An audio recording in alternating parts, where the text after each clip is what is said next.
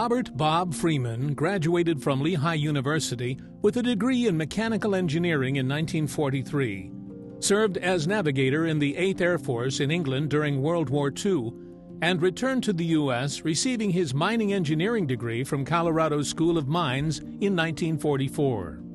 He began his career in the gold mines of Alaska, but quickly moved on to Eastern Associated Coal Corporation, or EACC, in 1949.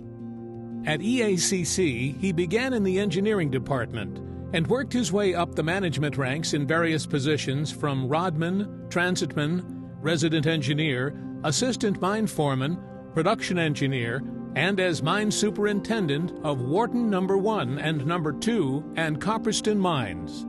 In 1970, he was promoted to vice president, then president in 1977, eventually becoming executive vice president and chief operating officer of EACC's parent company, Eastern Gas and Fuel Associates. Weir International Incorporated CEO Dennis Kostick worked for Bob for 7 years at EACC. He recalls Bob as a stalwart, very intelligent with a very big presence. He was demanding but respectful.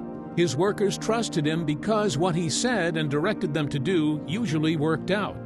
He was exceptionally in tune with his operations because he hated to be behind the desk. Preferring to be in the mines observing and analyzing, Bill Tate recollects, a senior mining engineer for Western Association Coal Corp., a subsidiary of EACC, Bill worked for Bob in the late 1980s. Bob had a complete toolkit, good education, good character, financial acumen, and had a passion for mining. He was a very caring man who worried about his staff. He was a natural-born leader. In the 1950s, as the chief engineer for EACC, Bob was responsible for long-range production planning. He began to study mechanized longwall mining systems that were in use in European mining countries. Longwall mining, a type of practice considered to be a full extraction method, nets more coal with fewer miners than traditional room and pillar techniques.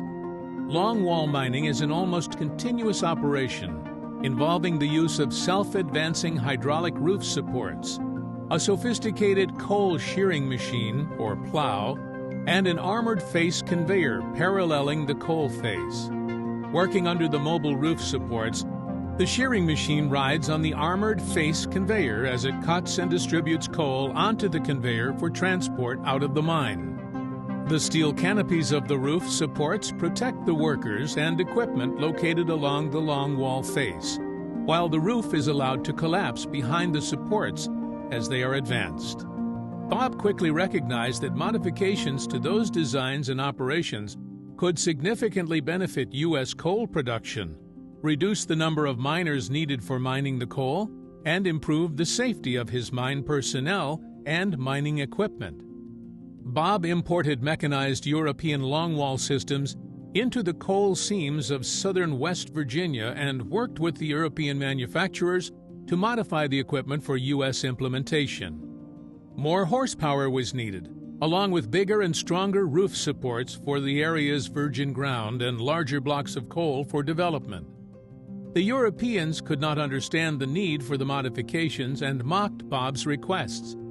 With patience and perseverance, he eventually convinced a manufacturer to build a system to his specifications and installed the first U.S. longwall system at the Stotesbury mine in the early 1960s. However, he soon realized the machines would need regular servicing to be maintained. Again, the European manufacturers did not understand the need, but Bob finally convinced a German mining company to establish a field office in West Virginia to meet his service needs.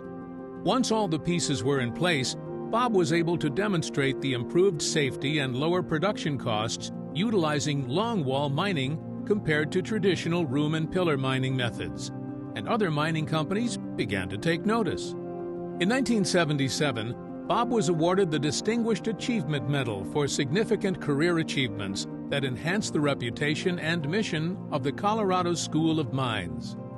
In 1985, after 36 years with Eastern, Bob retired. Harry Martin, a colleague of Bob's for 55 years, has no doubt. Robert H. Freeman was the driving force that changed the nature of underground coal mining in the U.S.